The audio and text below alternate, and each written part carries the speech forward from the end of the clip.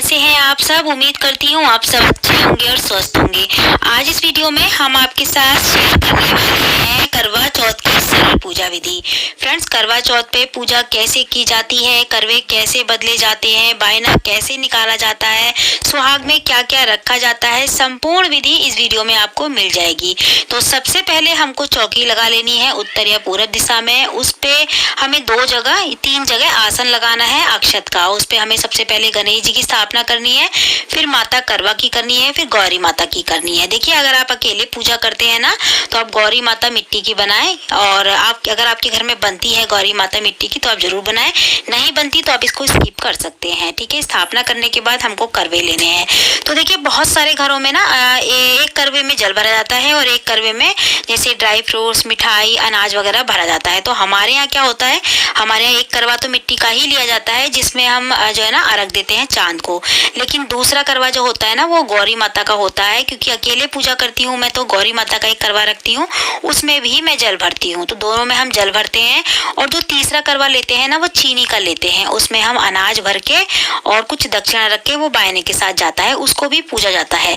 तो दोनों करवों में ना हम जल भर लेंगे। आप चाहें तो दूसरे करवे में ड्राई फ्रूट्स, मिठाई वगैरह या फिर अनाज भर सकते हैं। ठीक है, एक करवे में जल भर दें। और इसके बाद हमको जल भरने के बाद थोड़े से अक्षत डालने हैं, थोड़ी सी रोली, थोड़ी सी हल्दी। आप चाहें तो 1 रुपए का एक सिक्का भी डाल सकते हैं, लेकिन ये पूजा थोड़ी देर के लिए है।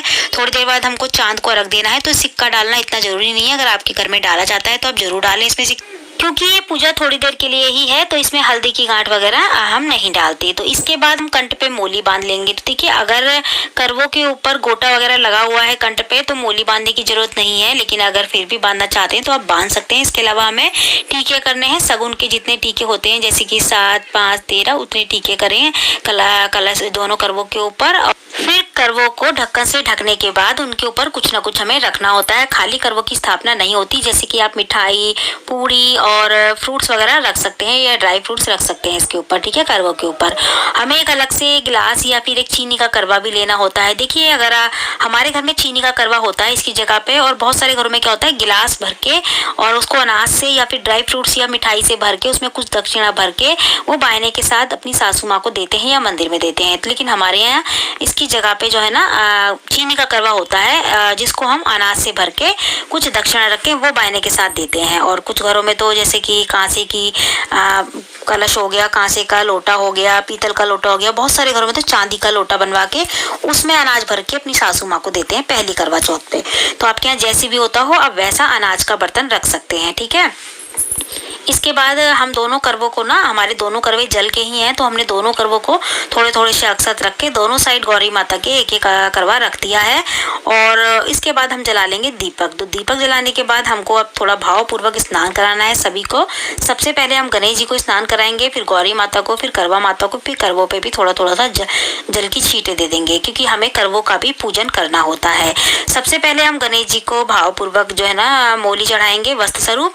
देखिए, वैसे तो जो हमारे करवा माता की फोटो या तस्वीर है ना उसमें भी गणेश जी हैं। अगर आप उसमें ही पूजा करना चाहते हैं तो उस पे भी कर सकते हैं, नहीं तो आप अलग से भी गणेश जी रख सकते हैं जैसे हमने रखे हैं। यहाँ पे हम गणेश जी को मोली चढ़ा के, तिलक लगा के, फूल चढ़ा देंगे। तो सबसे पहले हमने गणेश जी का पूजन कर लिया है। अब हम गौरी माता को कलावा चढ़ाएंगे। वैसे तो गौरी माता को हमने चुन्नी पहले ही उड़ा रखी है, उनका श्रृंगार कर रखा है, लेकिन फिर भी हम गौरी माता को सभी के साथ कलावा भी चढ़ा देंगे। अब हम करवा माता को चुन्नी चढ़ाएंगे। देखिए, करवा माता के लिए अगर आप चुन्नी लाए हैं तो जरूर चढ़ाएं, नहीं लाए तो आप करवा माता को चुन्नी की जगह पे मोली चढ़ा सकते हैं वस्त्र स्वरूप। जरूरी नहीं है कि आप चुन्नी लेके आए, अगर चुन्नी नहीं लाए तो कोई बात नहीं। इस तरीके से जैसे मैंने हल्का सा कलावा लेके चढ़ा दिया है ऐसे आप चढ़ा सकते हैं। इसके बाद हमको जो है ना चंदन का तिलक करना है भगवान शिव को। इसमें भगवान शिव भी होते हैं, माता पार्वती भी होती हैं, सभी होते हैं इसमें करवा माता के तस्वीर में। तो उसमें हमें शिव भगवान को तो चंदन का ही तिलक करना है और गणेश भगवान को भी कर दें, कार्तिक जी को भी कर दें। इसके बाद रोली का तिलक करना है करवा माता को, गौरी मैया को, सभी को हमें रोली का तिलक करना है। देखिए, जितने भी करवा माता के साथ जितनी भी प्रतिमाएं हैं सभी को हमें तिलक करना होता है। चांद, सूरज, भाई बहन, भाभी, पेड़, सभी को हमें तिलक करना है एक एक करके। ठीक है, किसी को भी आप ना छोड़े, तिलक करे बिना सभी को तिलक करें। तिलक हमें सभी को करना है और करवों पे भी तिलक करना है। हमने करवे पे पहले ही टीके कर दिए होते हैं, लेकिन फिर भी हमें उसके बाद भी करवों पे थोड़ा थोड़ा सा तिलक करना होता है, क्योंकि हम करवों की भी पूजा कर रहे होते हैं। ठीक है, तो करवों को भी हमें पूजना है इस तरीके से। अब हम फूल चढ़ाएंगे। तो देखिए, अगर आपको फूल मिल जाते हैं, आप फूल लेके आए हैं, तो आप फूल जरूर चढ़ाएं। नहीं मिलते आपको फूल तो कोई बात नहीं, बिना फूलों के भी ये पूजा कर सकते हैं। आप चाहें तो गेंदे के जो भी फूल आपको मिले आप चढ़ा सकते हैं। अगर माता गौरी के लिए आपको लाल रंग का फूल मिले तो आप वो जरूर चढ़ाएं माता रानी को। सभी को हम फूल चढ़ा देंगे, करवों के पास भी हम फूल चढ़ाएंगे, और जो है ना, भगवान गणेश को हम सबसे पहले भोग लगाएंगे। आपने जो भी भोग प्रसाद में बनाया हो अपने घर में, पकवान वगैरह, वो सारा भोग प्रसाद एक थाली में लगा के रख लें। साथ ही में हमको करवा माता को, गौरी माता को कुछ श्रृंगार की चीजें चढ़ानी होती हैं। इसमें से हम जो है ना, सिंदूर, महावर या कुछ एक चीज हम खुद अपने पास भी रख सकते हैं, ठीक है। क्योंकि हम गौरी माता के लिए लेके आए हैं अलग से श्रृंगार करने के लिए, और बायने के लिए हम अलग से लेते हैं। ये एक ही नहीं होता, जो हम बायने वाला होता है वो अलग होता है और ये वाला अलग है, ठीक है। तो ये इसमें सिंदूर लेके हम गौरी माता को चढ़ा देंगे। तो जितनी बार आप गौरी माता को चढ़ाएंगे उतनी बार आपको भी माता से सुहाग लेना होता है। तो आप देख लेना कितनी बार चढ़ाते हैं, 5, 7, 3 बार, जितनी बार भी चढ़ाएंगे उतनी बार आप माता से बाद में सुहाग लेंगे, ठीक है। सुहाग लेने से बढ़ता है, लेने देने से बढ़ता है, इसलिए ये रस्म होती है, ठीक है, सिंदूर वाली। इसके बाद हमने घर में जो भी बनाए होते हैं, अभी मैंने ज़्यादा कुछ नहीं दिखाया, जो भी था मेरे पास मैंने भोग में दिखा दिया है। लेकिन करवा चौथ वाले दिन जैसे कि अठ्यावरी और पूड़ी कचौड़ी, जो भी सब्जी पूड़ी, जो भी मिठाई वगैरह बनती है घर में, वो सारा निकाला जाता है एक थाली में, वो चढ़ाया जाता है करवा माता को। और ये थाली जो है ना, श्रृंगार के सामान के साथ बायने में जाती है सासू माँ को जाती है, या नंद को दे सकते हैं हम, अपनी बड़ी नंद को जो शादीशुदा हो, या जिठानी को दे सकते हैं, या फिर कोई हमारा मान है ना हमसे बड़ा, हम उनको दे सकते हैं। हम इसमें से जो थाली निकालते हैं ना, हम चाहे तो उसमें से भी भोग लगा सकते हैं करवा माता को, या फिर हमने जो करवा रखा है अपने लिए, जिससे हम चांद को अर्घ देंगे, उस करवे के ऊपर जो हमने मिठाई पूड़ी वगैरह रखी है ना, हम उससे भी भोग लगा सकते हैं करवा माता को। तो जो मैं करवे के ऊपर जो मिठाई पूड़ी वगैरह रखती हूँ ना, मैं 2 पूड़ी और मिठाई रखती हूँ करवे के ऊपर, जैसे कि 2 पूड़ी, गुलाब जामुन या फिर लड्डू वगैरह, कुछ भी एक चीज़ रख देती हूँ करवे के ऊपर। उससे ही मैं माता करवा को भोग लगाती हूँ, और जो है ना, खीर का भोग लगाती हूँ। तो इस तरीके से आप कर सकते हैं। लेकिन माता गौरी वाला अगर आपने करवा रखा है तो उसमें से भोग न लगाएं, अपने करवे से ही भोग लगाएं गौरी माता को।